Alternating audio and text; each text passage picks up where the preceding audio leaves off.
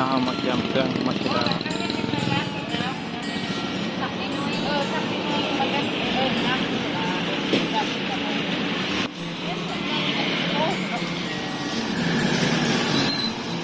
บ้านท่วมไหมท่วมบ้านแทนบ้านนั้นก็ท่วมแล้วมันลงไปมันลงไว้เรากำลังไป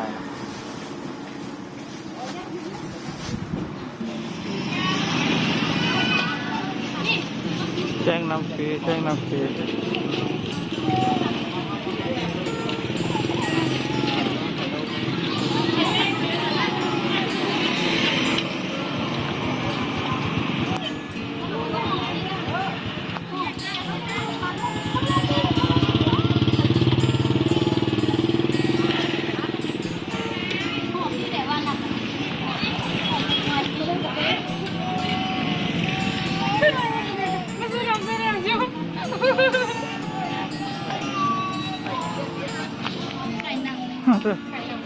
แจ็คที่บ่เป็นนาเลยเอาเรื่องจังเลยเอาเรื่องจังเลยเอาดังเขาก็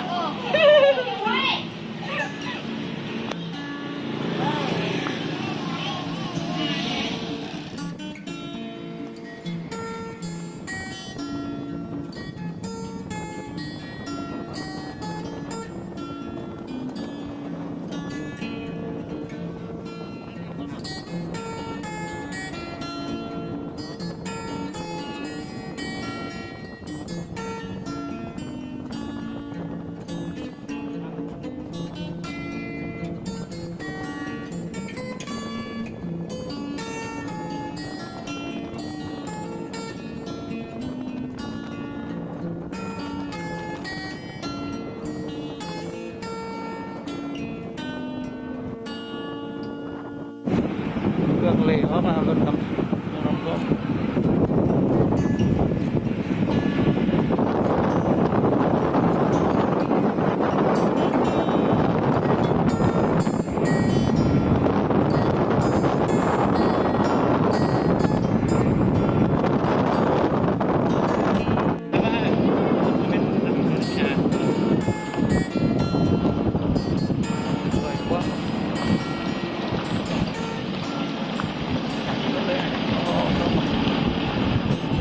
บ้านในตกกาทั้งที่นี่นี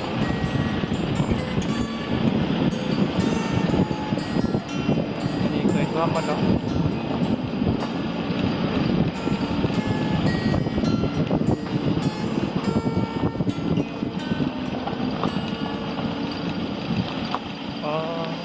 บนนี้อ่ะนั่นน่ะนี่น่ะตัวมันจุ๊บเขาตรงเดียว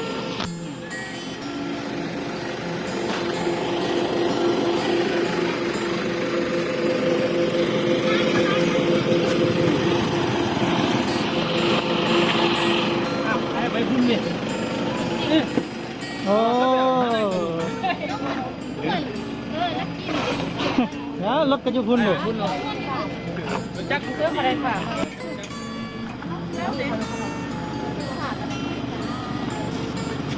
อ๋อคือแจกน้ำเลยเนาะ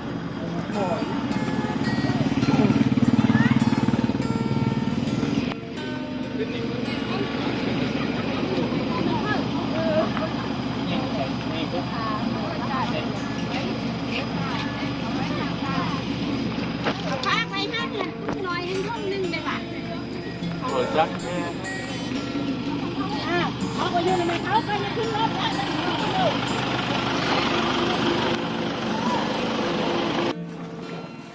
ต้องไปงาน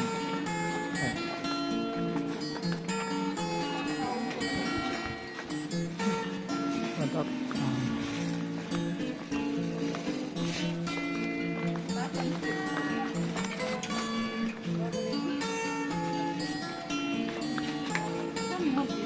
บ่มีหรอก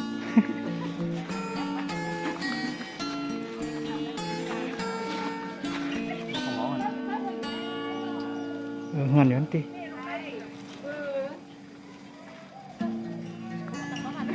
ไม่ เป็นผู้ชายดิอ่ะ อยู่นี่ เวลาคามไปกับคนอื่นเลย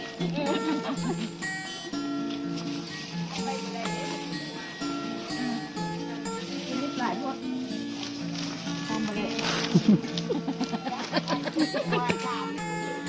นิดหลายพวกทำมาได้ รอบหัวกันอยู่เด้ เอาสลิปตั้งไปหลายพวกเข้าไปจัง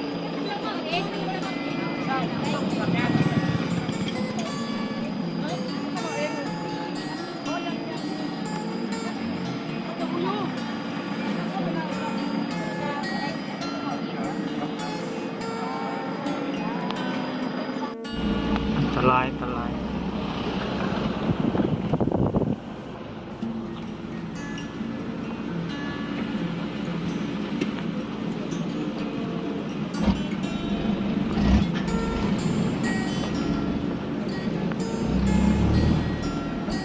อาหาร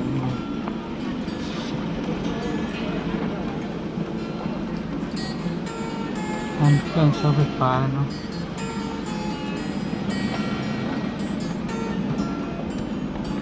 เฮือนปอด อ๋อ บ้านเฮือน เจ้าหน้ายที่ จะเป็นเฮือนไหน เออ อ๋อเป็นเฮือนไหน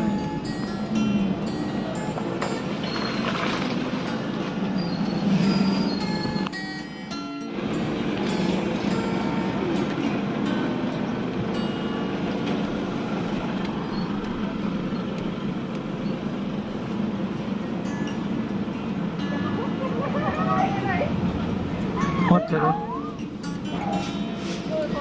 อ๋อน้อยเดียวใส่วีโก้บ่เบิ่งหนูก็เห็นรถมาเลยสุด จดมาเลย จักมีข้าวนี่ก็เห็นเข้ามา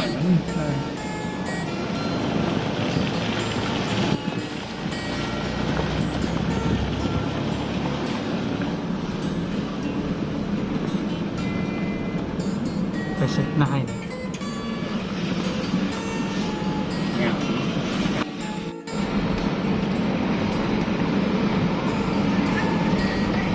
ข้าวหอมนี้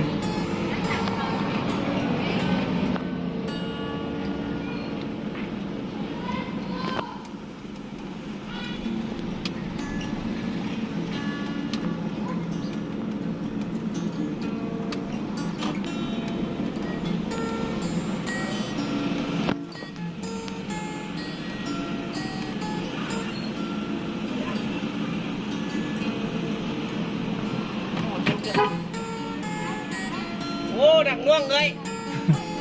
ท่วมหัวหมดแล้วมีเขาเนี่ย โอ้ซอยนี้หนักเลย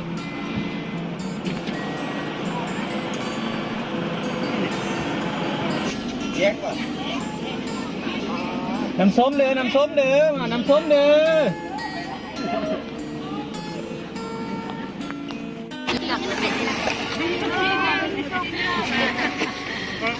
เอาไปก่อนเนี่ยที่แม่มาเนี่ยไปเอาขอบใจเด้อที่ไปทานเด้อนี่ทอดไปทานไว้ทีน่ะเสียบเต็มที่นะเสียบยกมาหรือเสียบเลย พี่เขียวอ่ะ เขียวมัด ใช่เสียบเลย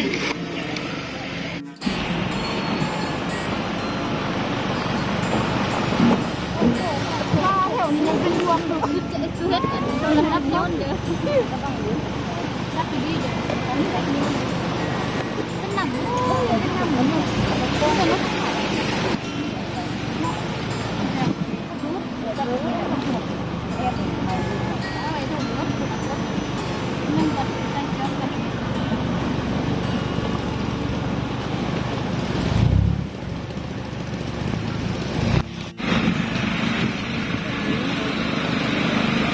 โอ้ดูทางมาคนนี้ นี่รถเก่งแน่ค่ะ เพราะว่าแม่คันนึง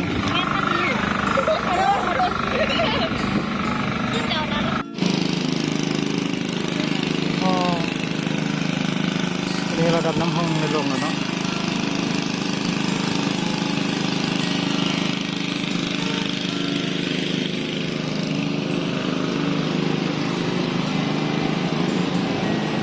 ตัวนี้มันจุดแจ้งน้ำจุดกันตองน้ำ ใส่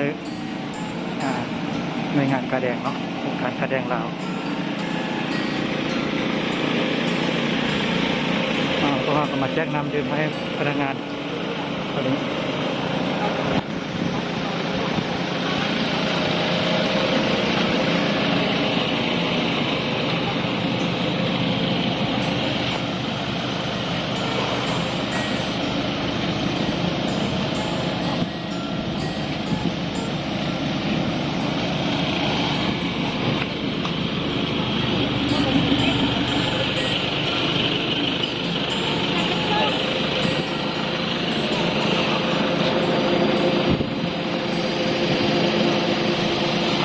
แจ้งน้ำขั้นตอนน้ำเพราะว่าเดี๋ยวนี้ตัวของสัญญาณมันขาดน้ำสะอาดเนาะน้ำสะอาดเพียงพอน้ำเย็นน้ำส้มโบราณเด้อโบราณได้น้องนำมาไหมกินเด้อน้องขอบใจเด้อได้เลี้ยวซ้ายเอาเลี้ยวซ้ายดิเอาเลี้ยวเอาให้คุณหน่อยมาทางนั้น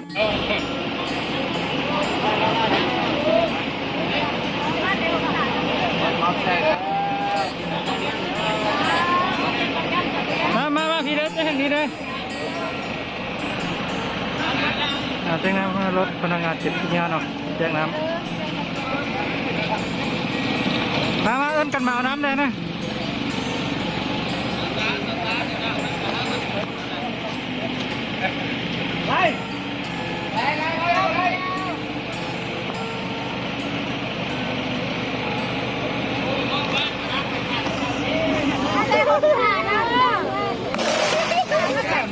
แม่แล้วหงสาว่าทั้งตัวนี่ต้นเลยมันหงสา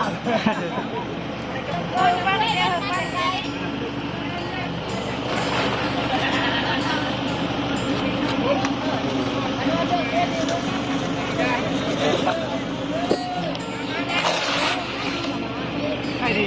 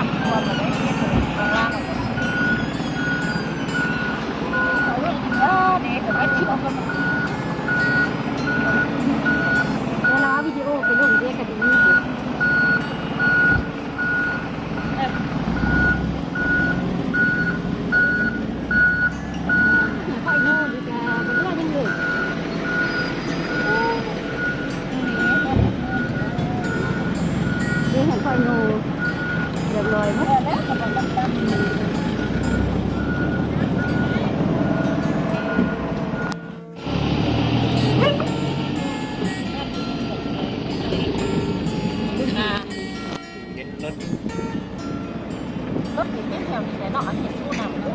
เนี่ยมันอยู่ไม่ได้แถวสีเนื้อเท่าไหร่หรอกเขาบ่หัวขึ้นน็อตที่เขาขึ้นบ่หัวขึ้นเดี๋ยวไปเลยมันมาไปเดี๋ยวหัวขันหรอเดี๋ยวมันไปเลยหรอ เอ้ย เฮ้ยเนียวนะมันตันอุ้ยรถ เข้าบ้านนี่นะง่วงเลยนะเดี๋ยวมันนั่งเอากันอ้าวมันพร้อมทุกปีปกติมันพร้อมว่า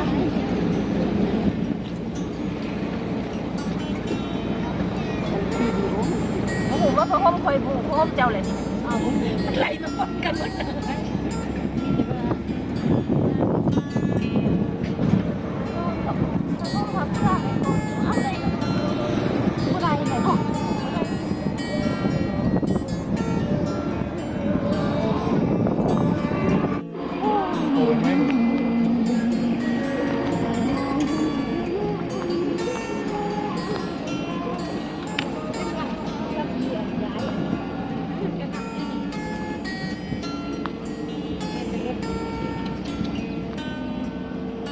น้ำหอยมืดเลยจ้ะโอ้เท่าไหร่ยาวนี่ยังได้ต้องมีคนเลย อ๋อนะ หนาได้เนี่ย เอาไปเลยนะ ผู้ใด มาหมดเลย เขาคนที่ให้ประเมินผู้ใดเลย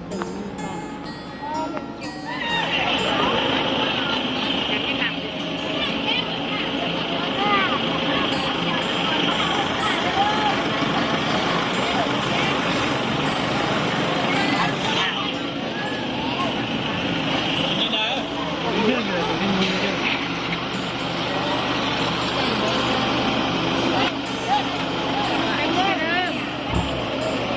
าไปเลยไปได้ไหม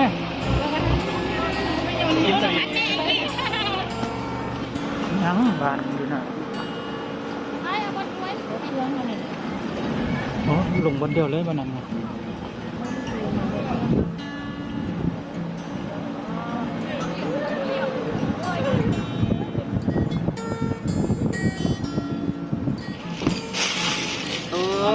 ขอบคุณที่มีแห้งเด้ออายุมันคนละ